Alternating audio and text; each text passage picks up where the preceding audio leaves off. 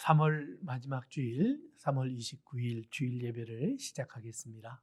우리 하나님 앞에 주님 앞에 나 이제 갑니다 찬송하면서 하나님 앞에 예배 시작합니다.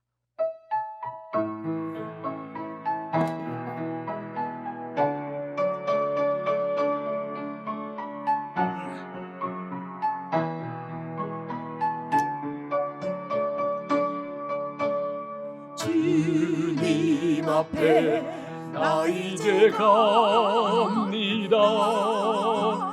나의 모습 연약함 그대로 주님 앞에 나 이제 갑니다. 주님이 계신 곳 생명의 잔치로 나의 영혼 온 맘 다해 찬양하리. 나의 마음 온 힘 다해 예배하리. 나의 생명 나의 기쁨 되신 주께 온 힘 다해 영혼 다해 경배하리. 주의 영광 임하소서. 메마른 땅 위에 생기를 주소서. 주님 나라 임하소서. 주의 영 임하사 주 얼굴 보게 하소서. 주의 영광 임하소서. 메마른 땅 위에 생기를 주소서. 주님 나라 임하소서. 주의 영 임하사 주 영광 보게 하소서. 주의 영광 주의 영광 임하소서. 메마른 땅 위에 생기를 주소서. 주님 나라 임하소서. 주의 영 임하사 주 얼굴 보게 하소서. 주 말씀 듣게 하소서.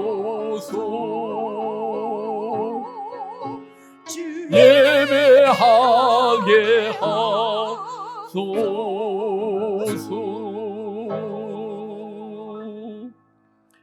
우리 이 시간 다 같이 함께 기도하면서 하나님 앞에 잠시 우리의 마음을 같이 모으겠습니다.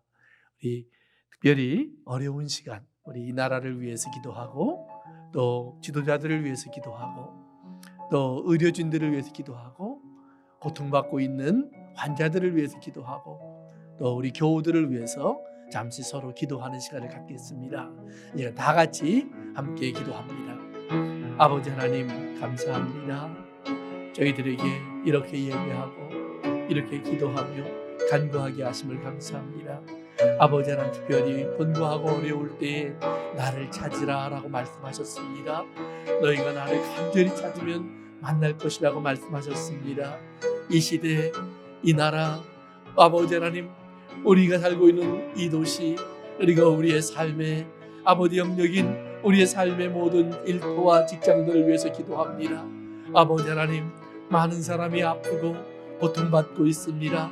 우리의 삶이 제약받고 아버지 하나님 우리의 삶이 묶여 있습니다. 발걸음이 아버지 하나님 오고 가지 못하게 되어 있고 사람과 사람을 대면할 수 없는 때가 되었습니다. 아버지 하나님 긍휼히 여겨 주시옵소서. 이 나라에 하나님의 은혜가 다시 회복되게 하여 주시옵소서. 우리가 반복하고 싸우고 시기하고 질투하며 경쟁하던 마음들을 아버지 주 앞에 고백합니다. 아버지 서로에게 무관심했던 순간들을 고백합니다. 아버지 하나님 비난하고 조롱할 줄은 알지만 아끼고 아버지 귀히 여길 줄을 몰랐던 것들을 고백합니다. 무엇보다 우리의 일상 속에서 우리가 매일 하고 있었던 아버지 하나님 삶의 순간순간들이 얼마나 복되고 귀한 것인 줄을 몰랐던 것들을 고백합니다. 아버지 하나님 이제 기도하오니 우리의 아버지 마음을 내려놓사오니 우리의 허물과 죄악을 고백하오니 우리를 회복시켜 주시옵소서. 이 나라와 이 시대가 다시 한번 일어날 수 있도록 도와주시옵소서. 주의 복음의 문이 열리는 기회가 될 수 있도록 도와주시옵소서. 아버지 인간들이 겸손해지게 하여 주시고 아버지를 교만했던 자들이 아버지 무릎을 꿇게 하시고 아버지 교회가 아버지 하나님 주님을 바라보던 아버지 눈을 돌려 세상을 바라본 것들을 용서하여 주시고 우리가 물질과 아버지 탐욕에 빠졌던 아버지 우리의 허물과 죄악도 사하여 주옵소서. 다시 한번 복음의 아버지 하나님 깃발을 들게 하시고 우리가 이 땅에 나가 주의 진리대로 살아갈 수 있는 하나님의 사람으로 돌아설 수 있도록 도와주시옵소서. 특별히 병든 자들을 살피시고 긍휼히 여겨주시옵소서. 고통받는 자들을 기억하시고 살펴주시옵소서. 아버지 이 나라에 이 도시에 우리의 삶에 다시 한번 하나님 아버지 일상이 돌아올 수 있도록 축복하여 주시옵소서.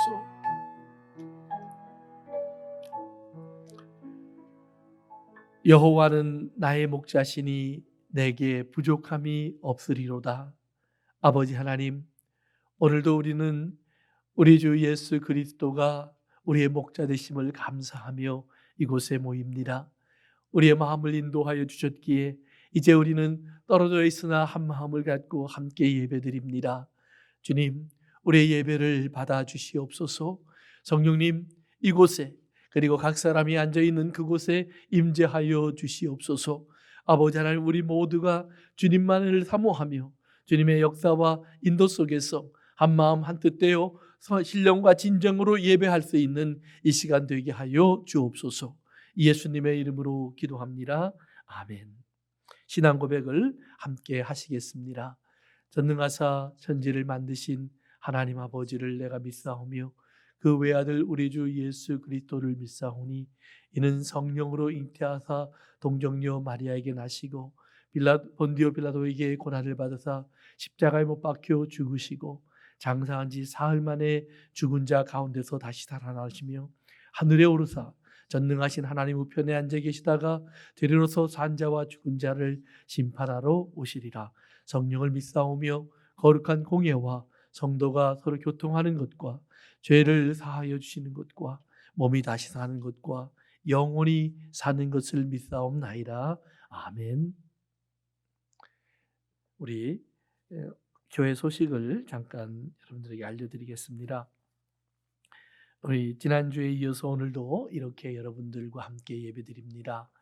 부득불 함께 모일 수 없는 우리 날들이 계속되고 있는데 우리 주님 앞에 우리가 기도한 대로 주님께서 어서 이 땅에 새로운 시간을 허락해 주셔서 우리가 다시 같이 모여 예배할 수 있는 때가 어서 오기를 바랍니다. 특별한 변화가 없으면 아마 다음 주 4월 첫째 주일도 이렇게 온라인으로 예배를 드려야 할 것 같습니다. 기억해 주시고요. 그 다음에 연락해 보니까 그 중에는 혹시 온라인으로 잘 접속하는 법을 몰라서 함께 하지 못한 분들이 계신데 주변에 여러분 서로 권면해 주시고요.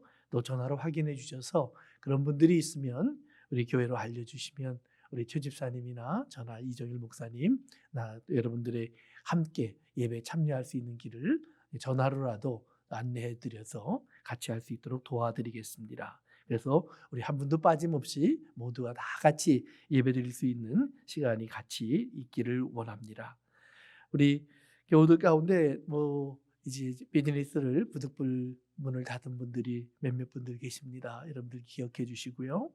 그리고 특별히 너싱홈에 계시는 김자복 권사님 약 한 달 동안 너싱홈이 문을 닫아서 비지터들이 방문할 수가 없어서 저도 가보지 못하고 있는데 가족들에게 연락을 해보니까 잘 계시다고는 합니다. 여러분들 위해서 특별히 우리 김자복 권사님 많이 기억해 주시기를 바랍니다. 외로운 시간 잘 견디실 수 있도록 하나님께서 그곳에 위로와 또 안식으로 같이 해주시기를 위해서 기도해 주시기 바랍니다. 학생들은 여전히 학교가 문을 닫아서 다 집에서 온라인으로 공부들을 하고 있습니다. 여러분들 학생들 살펴주시고요, 기억해 주시고요. 또 한국으로 돌아간 학생들, 또 돌아갈 예정인 분들이 있습니다. 기억해 주시기를 바랍니다.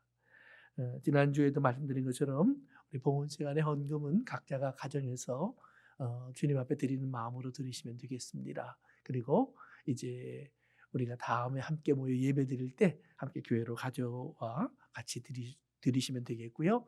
또 뭐 미리 드리고 싶은 분이 계시면 또 연락해 주시면 저희들이 안내해 드리도록 하겠습니다. 그 외에 우리 다른 내용들 주중에 서로 전화라도 하시면서 우리 서로 안부 물어주시고요. 또 확인해 주시기 바랍니다. 혹시라도 아픈 분들 계시면 속히 알려주시고요. 그리고 또 필요한 물품이 있는데 구하지 못하는 분들, 또 개인 소독제라든가 마스크라든가 필요하신 분들 알려주시면 교회 여분이 준비된 것이 있어서 나누어 드릴 수 있습니다. 기억해 주시기 바랍니다.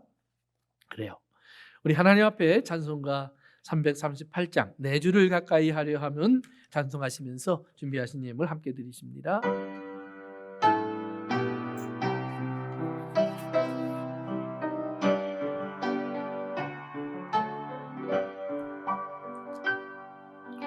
내 주를 가까이 하게 함은 십자가 짐 같은 고생이나 내 인생 소원은 늘 찬송하면서 주께로 나가기 원합니다.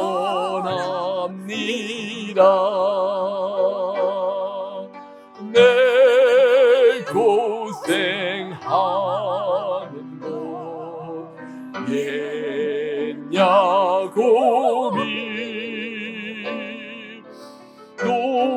돌베개 베고자 왔습니다. 그래도 소원은 늘 찬송하면서 주께로 나가기 원합니다.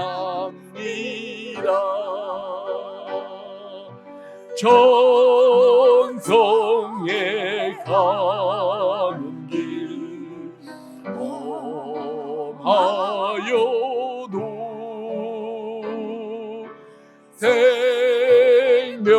생명길 되나니 은혜로다. 천사 날 부르니 늘 찬송하면서 주께로 나가기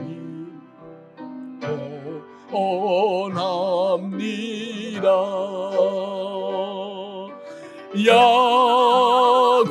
야곱이 잠깨요 일어나는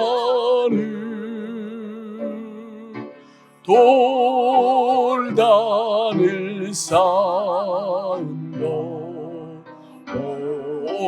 온받아서 숨질 때 되도록 늘 찬송하면서 주께로 나가기 원합니다.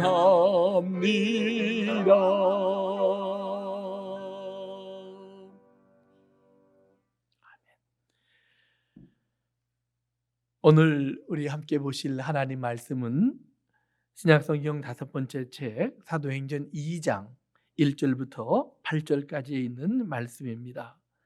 사도행전 2장 1절부터 8절까지 있는 말씀을 여러분들도 성경을 찾으셔서 저와 같이 읽으시면 좋겠습니다.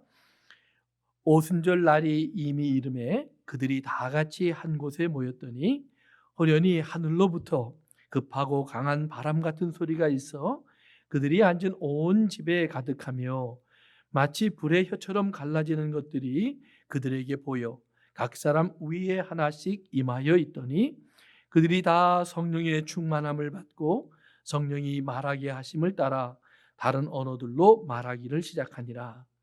그때에 경건한 유대인들이 천하 각국으로부터 와서 예루살렘에 머물러 있더니 이 소리가 나매 큰 무리가 모여 각각 자기의 방언으로 제자들이 말하는 것을 듣고 소동하여 다 놀라 신기하게 여겨 이르되 보라, 이 말하는 사람들이 다 갈릴리 사람이 아니냐. 우리가 우리 각 사람이 난 곳 방언으로 듣게 되는 것이 어찌 됨이냐. 아멘. 한 번 더 기도하시겠습니다. 아버지 하나님, 감사합니다. 오늘 저희들 주님 앞에 예배하며 이렇게 우리의 마음과 뜻을 모으고 또 주님 앞에 우리의 예물을 드립니다. 드려진 예물 주님 기억하시고 사랑하는 성도들 어렵고 건고한 중에도 주님을 영화롭게 하기 위하여 또 이 땅에 주의 복음을 확장하기 위하여 섬기고 수고하는 봉사를 기억하여 주옵소서. 특별히 문을 닫고 어려운 가운데 있는 우리 성도들의 일터들이 있습니다. 일터에 나가지 못하는 분들도 계십니다.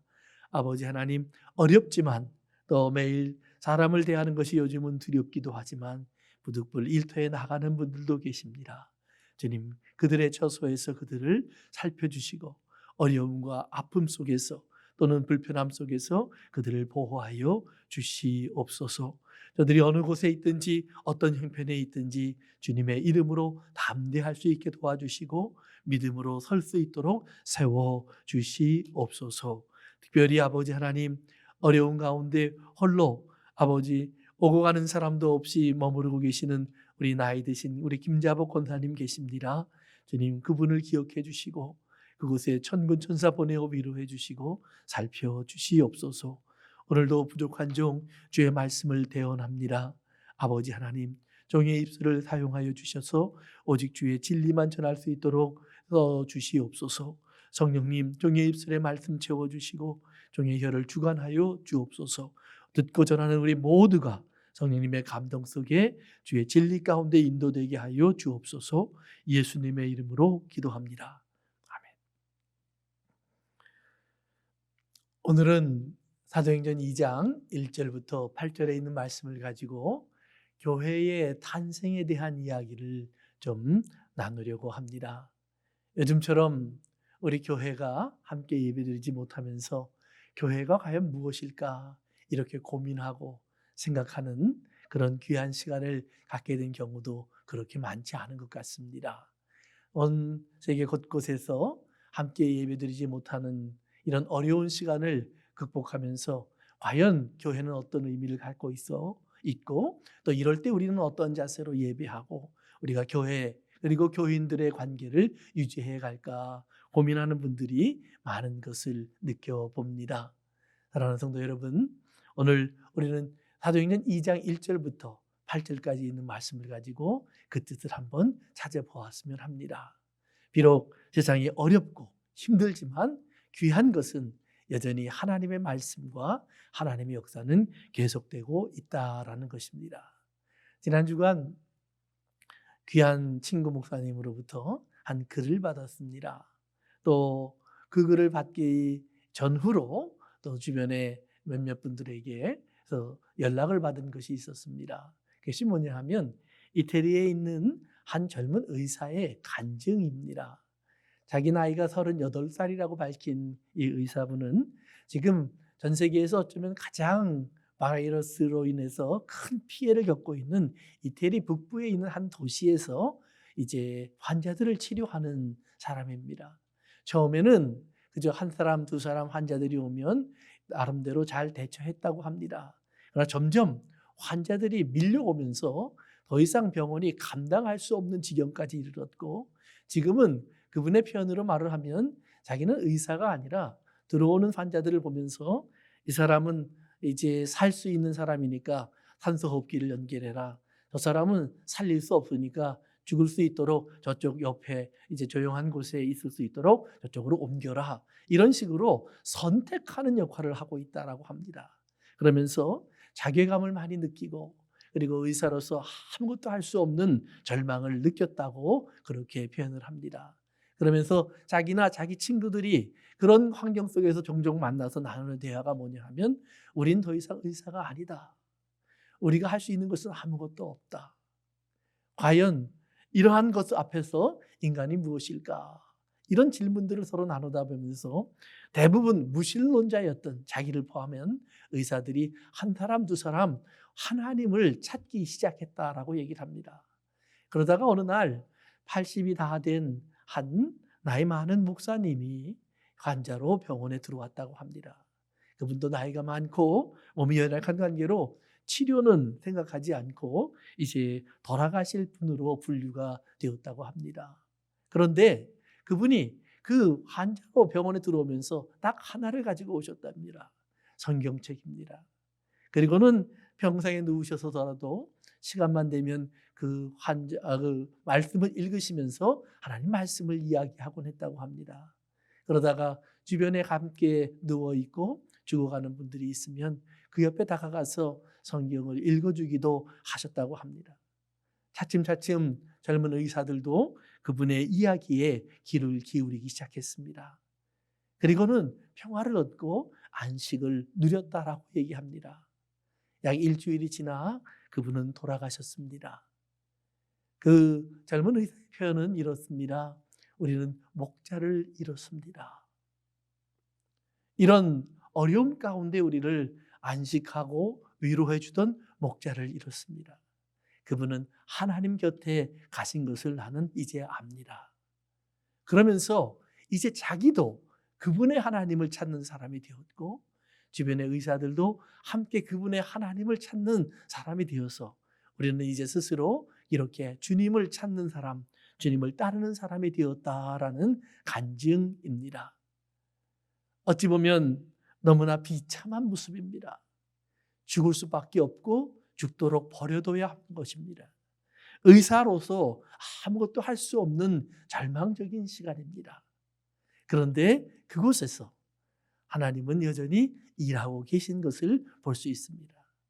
우리가 원하는 치료, 구원, 그것과는 조금 다른 모습이지만 여전히 하나님께서는 그곳에서 영혼을 고치시고 그리고 영혼을 살리시는 일을 하고 있습니다. 한 목사님이 평생 주님을 위해 살아셨지만 병에 걸려 죽을 수밖에 없는 사람이 되어 그곳에 들어와서 아무런 의료 혜택을 받지 못하고 치료받지 못하고 죽어가셨지만 그곳에서 그분이 남긴 것은 하나님의 사랑과 복음의 은혜였다라는 말입니다. 사랑하는 성도 여러분, 바로 이것이 이 땅에 있는 교회의 모습이라고 저는 믿습니다. 교회는 이 땅에 다른 것을 위해서 존재하지 않습니다. 교회는 이 땅에 복음 때문에 존재합니다. 예수님이 이 땅에 오신 것도 왕이 되고 이 땅에서 하나님의 능력 자랑하고 자기의 지식 자랑하고 자기가 할 수 있는 성공을 보여주려고 이곳에 오신 것이 아닙니다. 예수님이 이 땅에 오신 것은 오직 하나, 하나님께서 예수 그리스도를 통해서 이 땅에 이루시려고 오래전부터 작정하셨던 것, 인간을 짓기 전부터 우주 만물을 창조하기 전부터 하나님이 예비하셨던 하나님의 마음속에 있던 꿈, 하나님의 말씀을 이루기 위해서 오신 것입니다. 그 이루는 방법이 우리가 생각할 때에는 참 참담한 길이었습니다. 예수님께서 버림받고 십자가로 가셨습니다. 그리고 그곳에서 십자가에 못 박혀 죽으십니다. 그런데 그 죽으시는 그 순간 하나님께서는 이 땅에 그 누구도 할 수 없었던 일을 이제는 하실 수 있게 됩니다. 죄를 용서하시는 일입니다. 예수님이 이 땅에 계실 때 병든 자를 고치시면서 종종 하셨던 말씀 중에 하나가 바로 그것입니다. 네가 나았다라는 말씀도 물론 하셨지만 네 죄가 용서를 받았다. 그러면 그 주변에 있던 유대인들은, 특별히 종교 지도자들은 많이 화를 냈습니다. 자기가 뭔데 죄를 용서해 줄까? 죄를 용서해 줄 수 있는 분은 오직 하나님 한 분밖에 없는데 사람이 뭔데 죄를 용서한다 만다 이런 이야기를 하는가? 그래서 예수님을 핍박하는 이유로 삼았습니다. 그러면 오늘 그 말을 하고 있는 그들은 죄를 용서하는 방법을 알았을까요? 아니요. 그들도 몰랐습니다. 아니, 용서하는 방법을 몰랐을 뿐만 아니라 그들은 죄인이 되면 지옥에 간다고 말을 하고 가르쳤습니다. 그런데 예수님은 이 땅에 오셔서 바로 그런 죄인들에게 아니야, 용서받았어.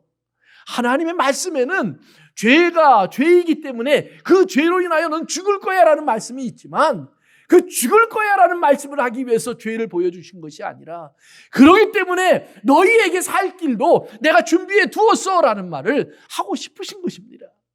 하나님은 예수님을 통해서 그 말씀을 하셨고, 그리고 그 말씀을 통해 하나님의 뜻을 이루시기 위해서 예수님은 십자가로 가신 것입니다. 아무 죄가 없지만 예수님은 십자가에 못 박히셨고 그 못 박히심을 피한 것이 아니라 성경은 오히려 말합니다. 저가 기쁨으로 십자가를 지셨다.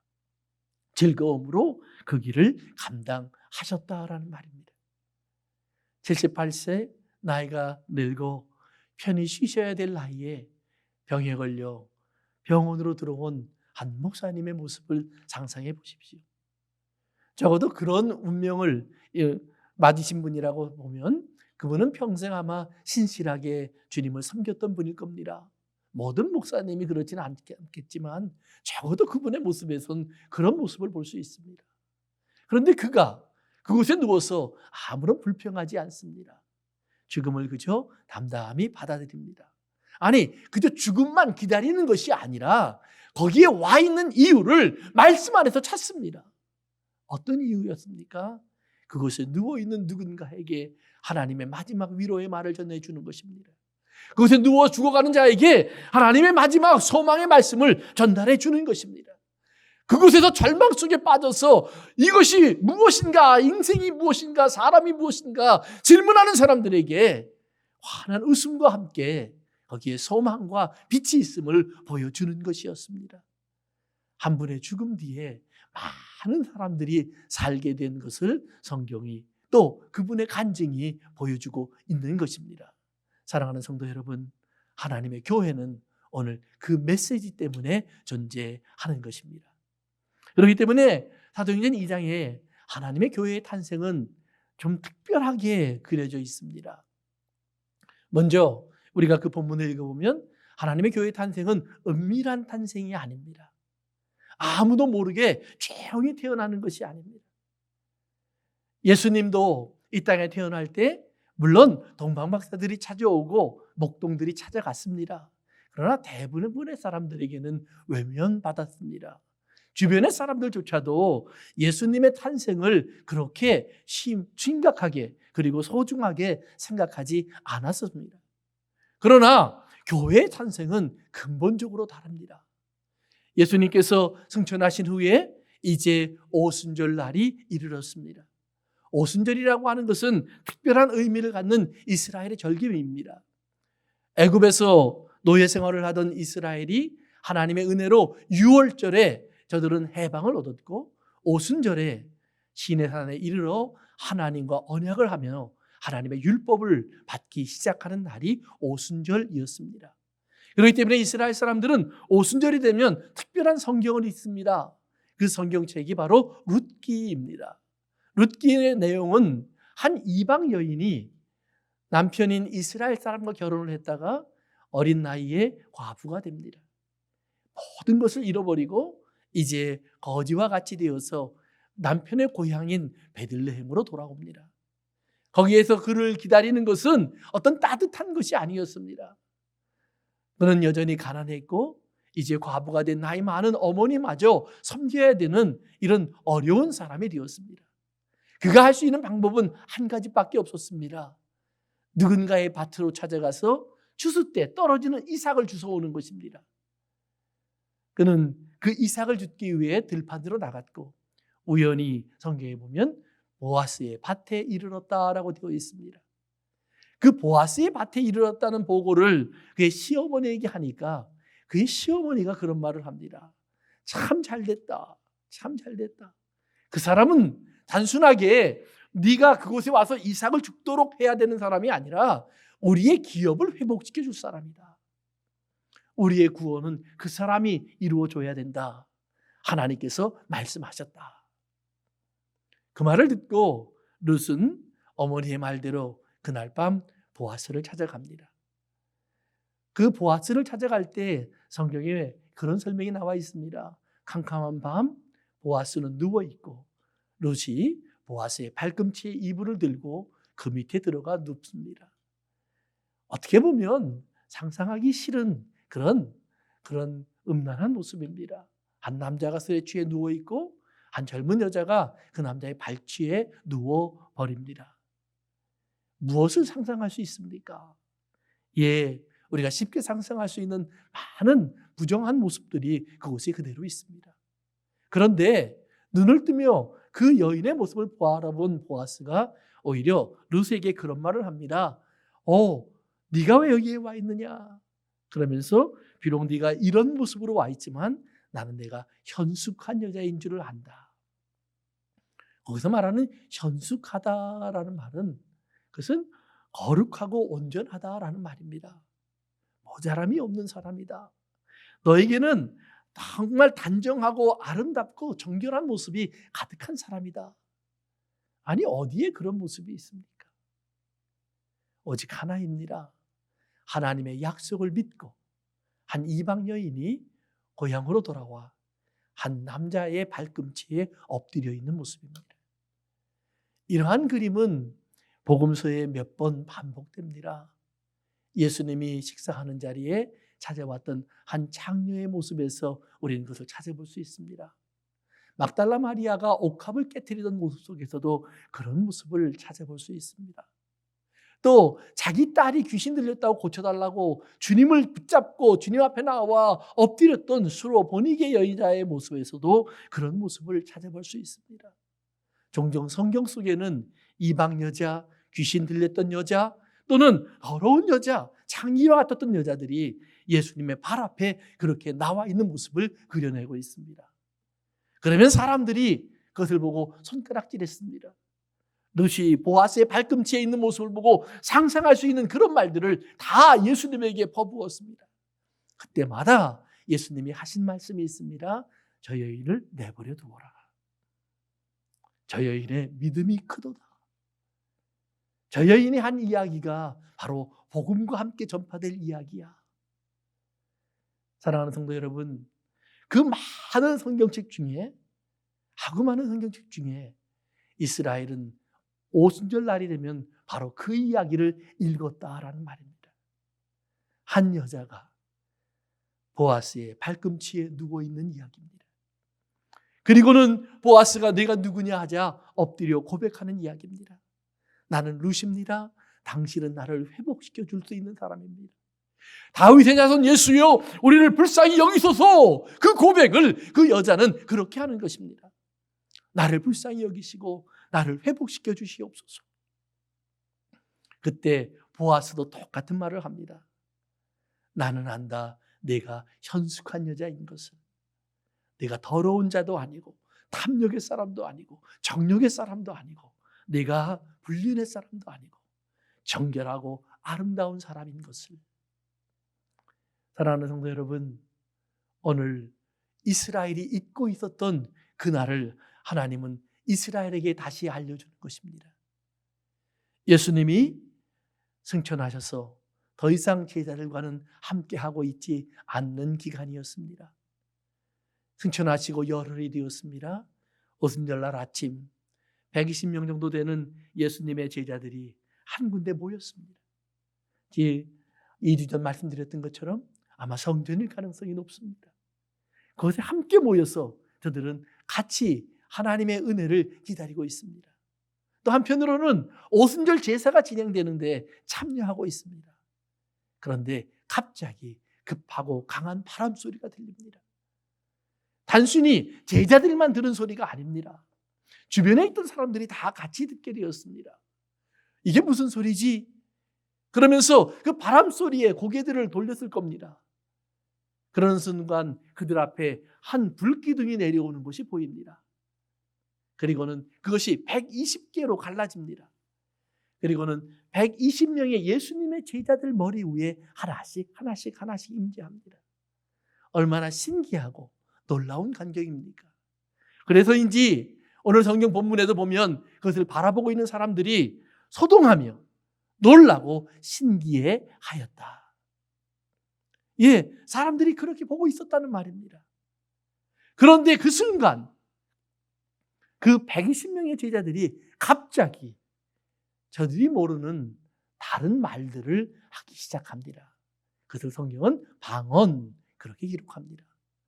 그들이 방언을 말하기 시작합니다. 그들이 배운 적이 없었습니다. 그들이 하는 방언은 다 성령이 말하게 하심을 따라, 마치 우리가 어린아이에게 말을 가리킬 때 아빠 따라해봐, 엄마 따라해봐 하면서 한마디 한마디 가리키는 것처럼 성령님께서 그 제자들의 마음속에, 그리고 언어 속에, 혀 속에 새로운 언어를 집어넣으시면서 이렇게 말해봐 라는 말을 했다는 말입니다. 그리고 제자들은 그 성령님에게 맡겨진 자기의 혀를 사용해서 가르쳐준 말을 하기 시작했습니다. 그것을 주변의 사람들이 듣게 됩니다. 수천 명의 사람이 몰려들었고요.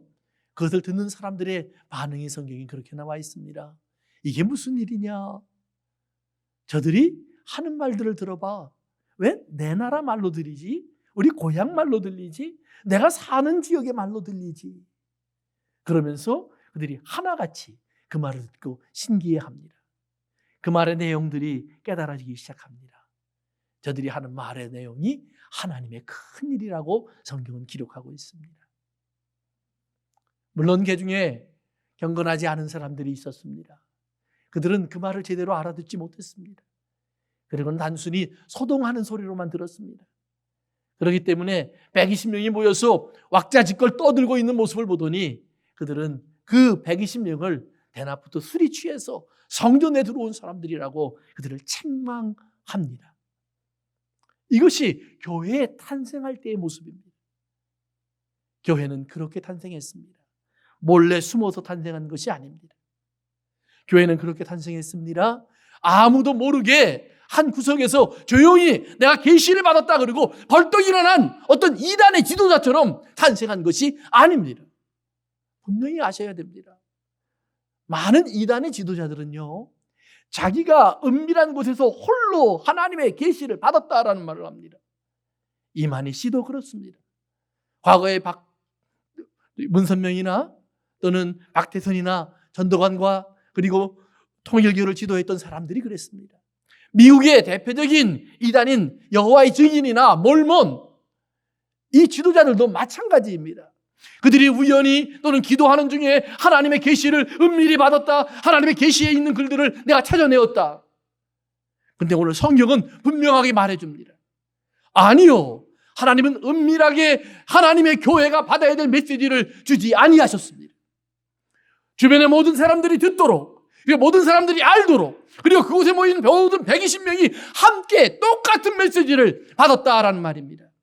바꾸어 말하면 오늘 어떤 사람이 하나님의 계시를 받았다고 할지라도 그 계시의 말이 오늘 하나님의 말씀에 기록되어 있는 말씀과 같은 말씀이 아니면 거짓입니다.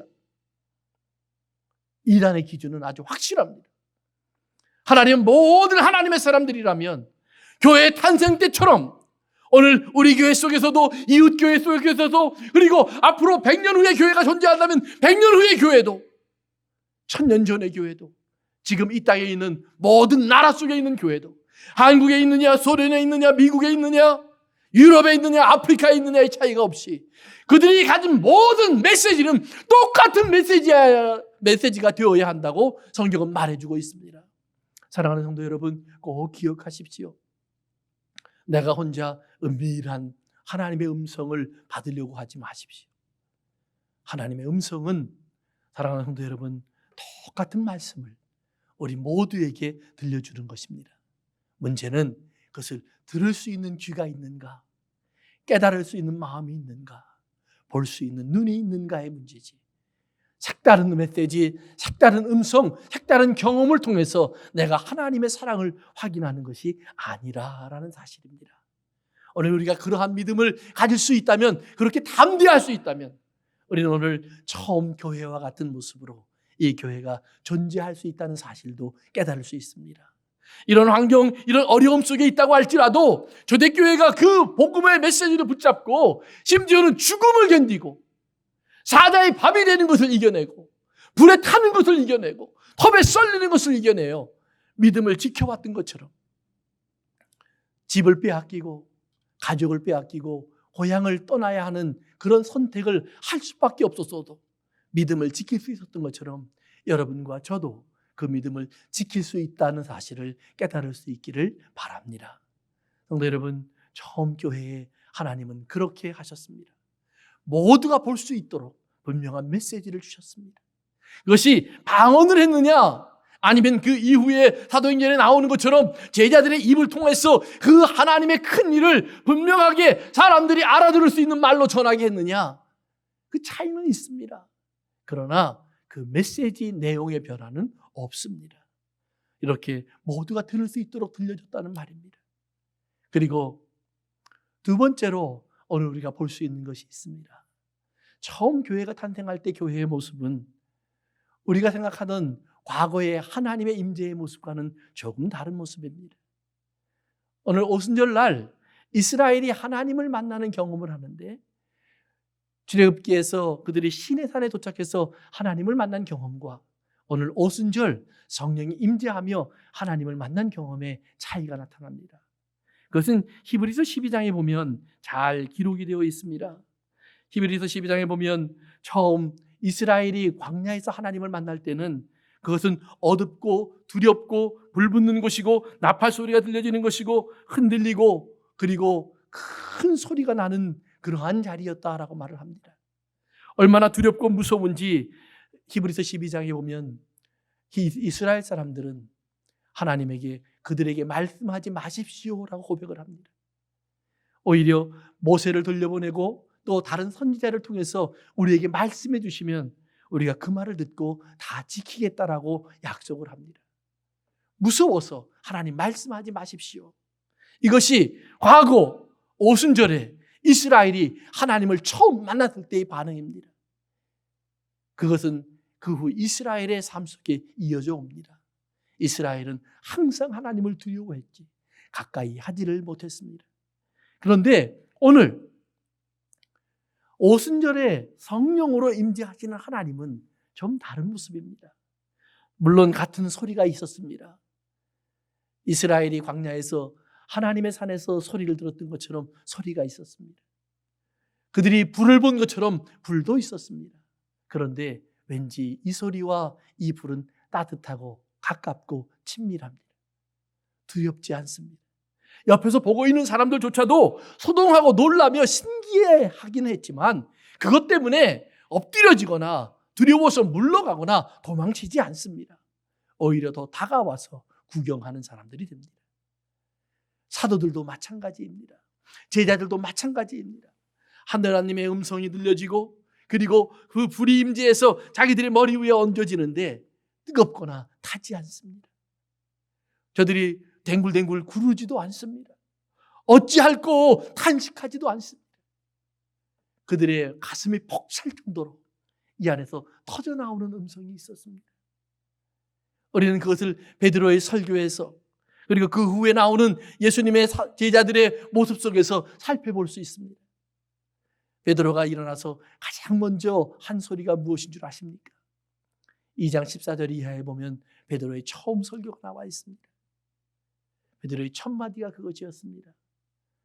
사람들아, 잘 들어. 너희들이 본 이것, 지금 우리의 머리 위에 불꽃이 임하고 급한 바람소리가 들렸고 우리의 입에서 새로운 방언이 터져나온 것, 이것은 다른 것이 아니라 하나님의 말세에 주시기로 약속한 성령이야. 아무도 경험해보지 못했던 성령이야. 사랑하는 성도 여러분, 아무도 몰랐던 일입니다. 아무도 경험해보지 않은 것입니다. 그런데 하나님은 모든 사람이 지켜보는 가운데에서 예수님의 제자들에게 그 성령을 부어주시면서 성령은 이런 거야 라고 보여주십니다. 구약의 예언으로만 하나님이 새 일을 행할 것이다, 너희에게 새 마음을 주실 것이다, 너희 안에 심령에 이제 하나님의 말씀을 새겨주어서 다시는 하나님을 버리지 않게 해주실 것이다, 하나님의 사랑을 다 아는 사람이 되게 할 것이다, 이런 많은 말씀을 하긴 하셨지만 누구도 경험해보지 못한 성령, 그러기에 누구도 알지 못하는 그 성령. 그런데 예수님께서 이 땅에 계시면서 하나님의 성령에 충만한 삶을 사시면서 이것이 성령이라고 보여주셨던 바로 그 성령, 그 성령을 받고 나면 하나님이 멀리 계시는 것이 아니라 내 안에 계시고, 하나님의 이름을 부르는 것이 어려운 것이 아니라 아버지, 그 세상 누구보다도 가까이 다가갈 수 있는 하나님, 이것을 내가 알게 되시는 그 성령, 친밀하고 그러나 나에겐 굉장히 가깝고 퍼스널하고 나만을 사랑해 주신다고 느껴질 수밖에 없는 그 따뜻한 품을 알게 해주시는 바로 그 성령의 임재를 보여준 것이다 라는 말입니다. 그랬더니 그 성령의 임재를 받은 사람은 다른 누가 뭐라고 해도 자신 있게 할 수 있는 말 한마디가 있습니다. 그것이 뭐냐 하면 하나님은 my father, 내 아버지시다 라는 말입니다. 내가 누구냐? 이 땅의 사람들은 갈릴리 사람이 아니냐, 어부가 아니냐, 또는 농군이 아니냐, 또는 왕이 아니냐, 또는 사업가가 아니냐, 그렇게 말할 때 나는 그 모든 것보다 내가 먼저 말하고 싶은 한 가지가 있어요. 나는 하나님의 자녀예요. 나는 하나님의 아들이에요. 나는 하나님의 딸이 되었어요.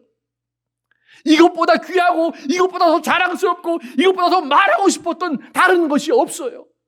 다른 모든 그것은 따라오는 것일 뿐이에요. 아버지의 뜻을 따라, 아버지가 보내신 곳에, 아버지가 세워주신 대로, 나에게 허락하신 대로, 때로는 모자르게, 때로는 넘치게, 때로는 많게, 때로는 작게, 내 삶 속에 주어진 환경 속에 나는 하나님의 자녀로 이제는 살 수 있어요. 사랑하는 성도 여러분, 하나님께서는 처음 교회가 시작할 때 하나님의 새로운 시간의 시작, 새 시대의 시작, 새로운 복음의 시작, 새로운 하나님의 그 구원의 역사의 시작을 이렇게 분명하게 보여주시면서 시작하게 하셨다라는 말입니다. 재미있는 것은요, 사도행전 2장에 보면 약 15군데에서 온 사람들이 자기들의 고향의 말로, 자기들의 출신의 말로 이 하나님의 큰 일을 말하는 제자들의 방언을 듣기 시작했습니다. 그런데 거기에 보면 2가지 언어가 빠져 있습니다. 아니, 3가지의 언어가 빠져 있습니다. 첫째는 그 당시에 정치적인 언어, 라틴 말이 빠져 있습니다. 법, 정치, 군사, 힘, 나라를 지배하고 다스리는 왕의 언어가 라틴어입니다. 로마 황제의 언어가 라틴어입니다. 2번째로 빠진 언어가 있습니다. 그 당시의 문화, 사회생활, 이 모든 것을 지배하는 언어는 헬라어입니다.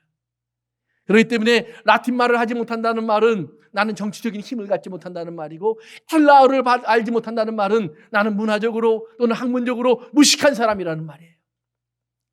그 사회의 특권에서 소외된 사람이라는 말이에요. 오늘날로 말하면 우리 미국에 생활하면서 우리가 요즘은 이민들이 많아지니까 영어를 배우지 않고도 살아갈 수 있는 사람들이 가끔 생겨납니다. 그러나 여러분들이 사회 속에 들어가서 제대로 된 일터를 잡거나 또 사회 속에 들어가서 제대로 된 일을 하기를 원한다면 영어를 하는 것은 필수적입니다. 아무리 지금 스페인 계통 사람들이 많아졌다고 해도 여전히 스페인 계통 사람들은 여전히 영어를 배우려고 합니다. 영어를 하는 사람들 가운데는 내가 그 말을 왜 배워 하는 사람이 많을지라도 적어도 다른 언어를 하는 사람들은 미국에 들어와 살려고 하면 영어를 꼭 배워야 합니다. 안 그러면 그들은 그저 한 구석에서 살 수밖에 없습니다. 작은 무리 속에 섞여 들어가서 그 이민 사회 속에서 생활하는 것이 그들의 삶의 전부가 될 수밖에 없습니다. 사회로 나오기를 원한다면 언어가 필수적입니다. 그렇기 때문에 라틴말 그리고 헬라말이 필수적이었습니다. 그래서 로마서 1장에서는 사도 바울이 이런 말을 합니다. 헬라인과 다른 나라 사람들을 구별할 때 헬라인과 야만인 이렇게 구분합니다. 바꿔 말하면 헬라 말을 할 줄 아는 사람들과 할 줄 모르는 사람, 할 줄 아는 사람은 문화인이고 모르는 사람은 야만인이야. 이것이 그들의 구분의 증거가 아니 구분의 기준이 되었다라는 말입니다. 언어가 그들을 갈라놓았습니다. 그런데 라틴 말도 없고 헬라 말도 없습니다. 힘을 가진 말들이 다 빠졌습니다. 아프리카 저 구레네 사람의 언어가 있습니다. 애굽의 언어가 있습니다. 메소포타미아의 언어가 있습니다. 소아시아의 언어들이 있습니다. 그리고 이 중에 섬나라의 언어들이 나와 있습니다. 그런데 거기에 라틴 말도 헬라 말도 없습니다. 지극히 작은 자들, 소외된 자들, 상관이 없는 자들, 이 땅의 사람들에겐 귀중하지 않은 자들. 그러나 하나님 말씀하십니다. 내 복음은 모든 그런 지극히 작은 자들에게까지 다 찾아 들어가야 한다라는 말입니다. 우리가 쉽게 생각하는 헬라어나 라틴 말로 복음이 전파되는 것이 아니라 그들이 정말 몇 사람 안 되는 사람들이 모여 사는 그 섬에도 말씀이 들어가야 하고 저 아프리카 오지에도 말씀이 들어가야 되고 소아시아의 저 구석에도 하나님 음성이 들어가기 위해서 그들의 언어로 그들의 말씀으로 그들에게 하나님의 복음은 들려줘야 한다라는 사실입니다. 사랑하는 성도 여러분, 그러기에 오늘 우리도 그 언어로 하나님의 음성을 듣는 겁니다. 우리가 한국어로 하나님의 음성을 듣는 겁니다. 라틴 말이 아닙니다. 예, 헬라어가 아닙니다. 교회의 역사에 보면 한때 라틴 말로 복음을 전했던 때가 있습니다. 그래서 성경은 암흑시대, 아니 교회 역사는 암흑시대 이렇게 표현을 합니다. 회중들이 와서 앉아있지만 앞에서 설교하는 사람은 라틴 말을 합니다.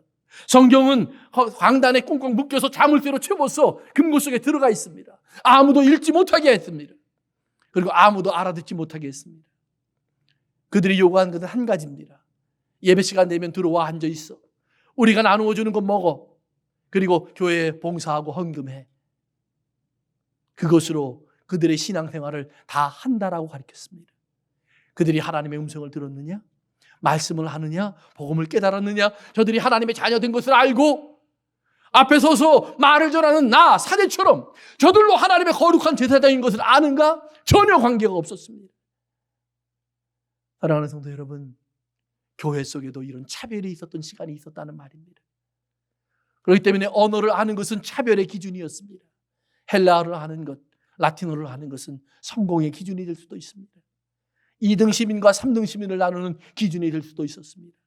그런데 재미있는 것은 처음 교회가 탄생할 때 가장 작은 자들의 언어로 그 말들이 들려졌었다라는 사실입니다. 그러기에 오늘 교회는 꼭 기억하셔야 합니다. 우리가 오늘 복음을 전할 때 복음은 학문적으로 전하는 것이 아닙니다. 언어를 잘 아는 사람들의 언어로 전하는 것이 아닙니다.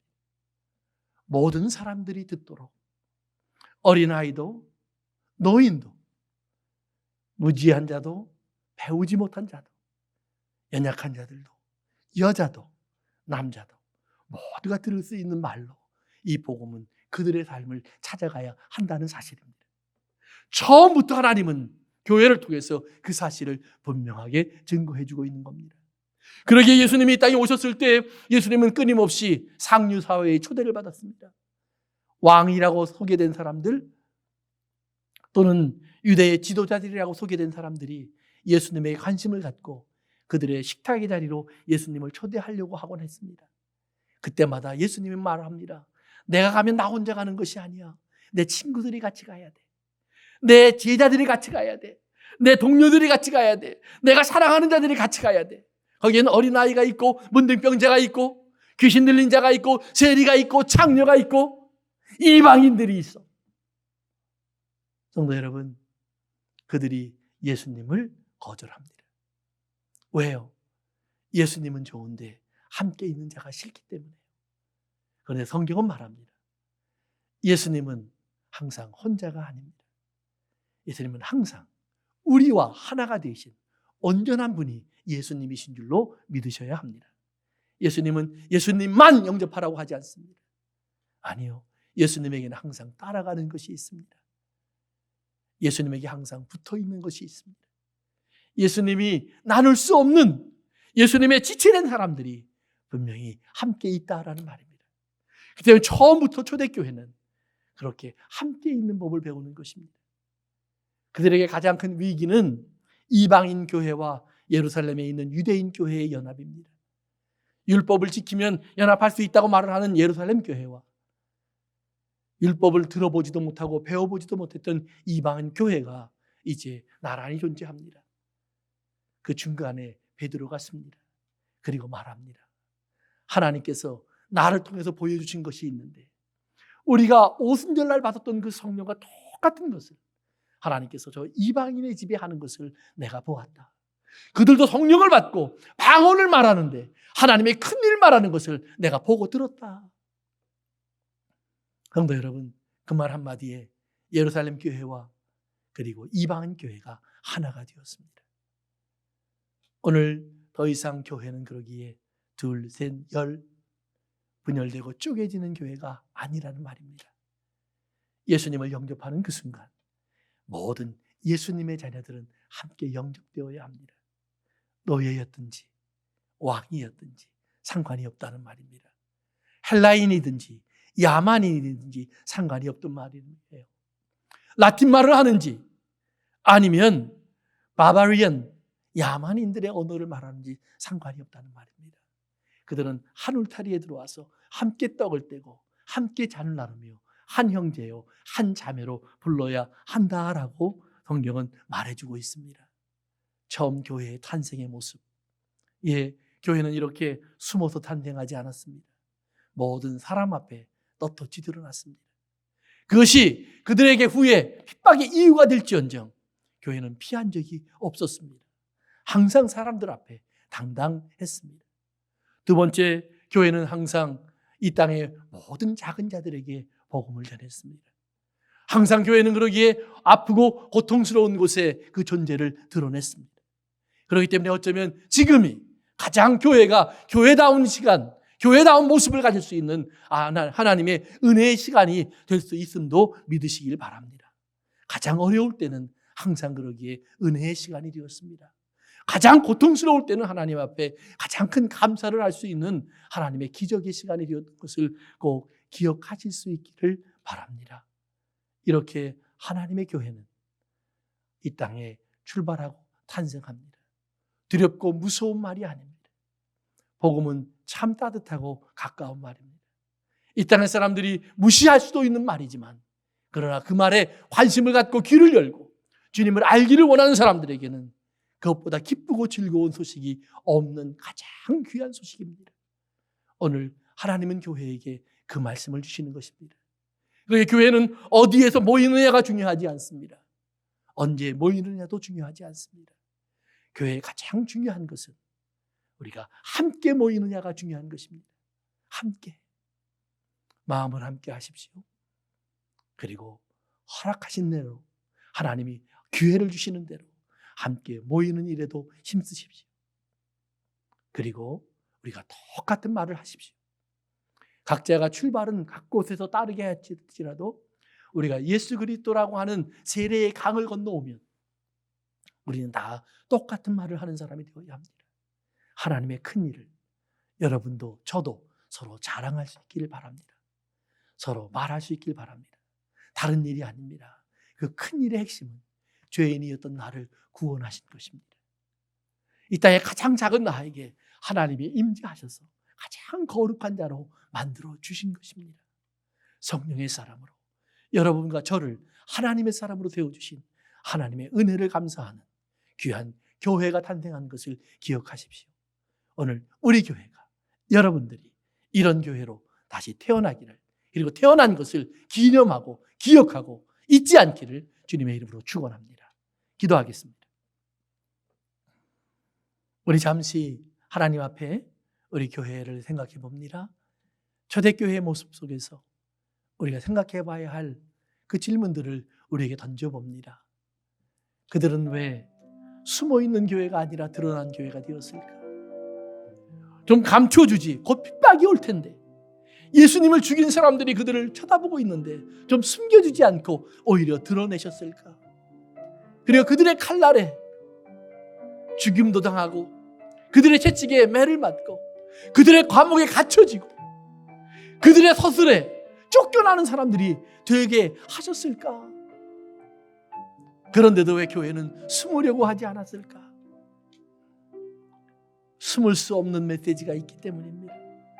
아니, 세상을 이긴 하나님의 승리가 있기 때문이었습니다. 교회는 그러기에 가진 자, 힘센 자, 높은 자, 부자를 찾아다니는 것이 교회가 아닙니다. 예, 교회는 지극히 작은 자들의 소리를 귀를 기울여 듣고 그들이 알 수 있는 소리로 그들에게 주의 복음을 전달해 주는 것이 교회입니다. 왜냐하면 우리가 그런 사람이었기 때문에 내가 발꿈치에 엎드려 입을 맞추고 눈물로 그 발을 적시고 내 머리털로 닦을 수 있었던 예수님은 그런 복음을 가지고 오셨기 때문에 우리 교회도 그 복음의 주인공이 되어야 합니다. 그 복음의 사역자들이 되어야 합니다. 그 복음의 일꾼들이 되셔야 합니다. 하나님 앞에 기도하십시오. 하나님, 이 환경, 이 시간 속에서 우리는 교회로 다시 한번 새로워지기를 원합니다. 우린 교회로 다시 한번 우뚝 서기를 원합니다. 복음의 소리를 가지고 서기를 원합니다. 내가 스스로 배울 수 없었던 하나님의 복음의 말을 주님 내 입술에 가르쳐 주시옵소서. 성령님이 가르쳐 주시는 대로 말한다고 하셨사오니 주님 내 입술에 그 말을 가르쳐 주시옵소서.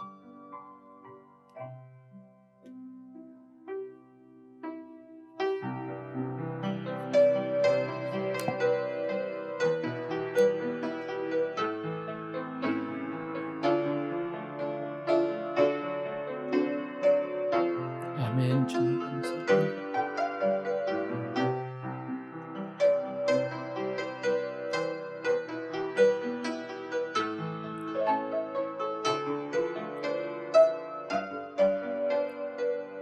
주님은 나의 산성, 주님은 나의 산성,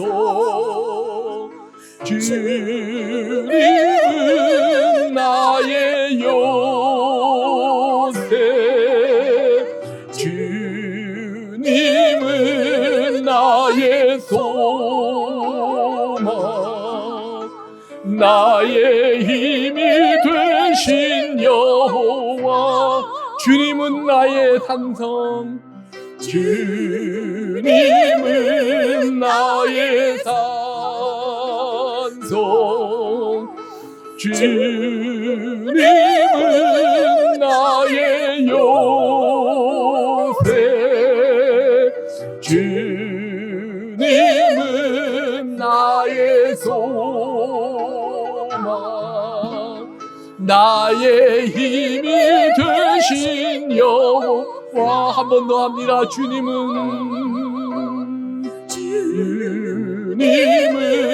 나의 산성, 주님은 나의 요새,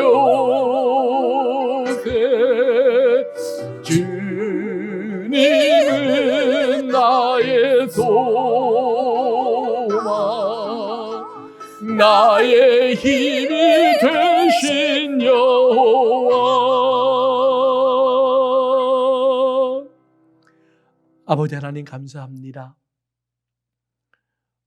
우리가 하나님의 교회로 주의 말씀 안에 태어나게 하신 것을 감사합니다. 우리가 하나님의 교회로 주의 큰 놀라운 복음을 말하며 존재하는 교회가 된 것을 감사합니다. 아버지 하나님, 우리가 이 땅에서 존재하는 순간순간 어느 곳, 어떤 사람, 어떤 조건 앞에 있을지라도 복음을 말하는데 주저하지 않게 하여 주옵소서. 우리의 입술에 성령님으로 인해 담겨져 있는 이 진리를 선포하는데 주저하지 않게 하여 주옵소서. 이제는 우리 주 예수 그리스도의 은혜와 하늘아버지의 놀라우신 사랑과 성령님의 감동하시고 교통하심이 오늘 예배하는 하나님의 모든 자녀들과 가정과 우리의 교회와 그리고 이 시대에 고통당하는 자들 위해 함께 하시기를 축원하옵나이다.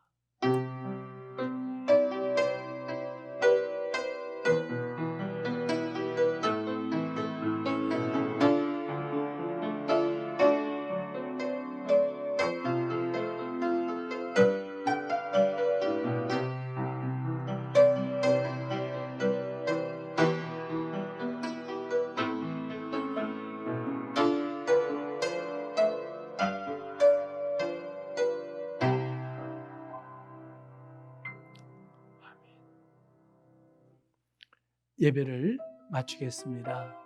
우리 다음 주일 예배도 우리 이렇게 함께 하실 수 있길 바랍니다.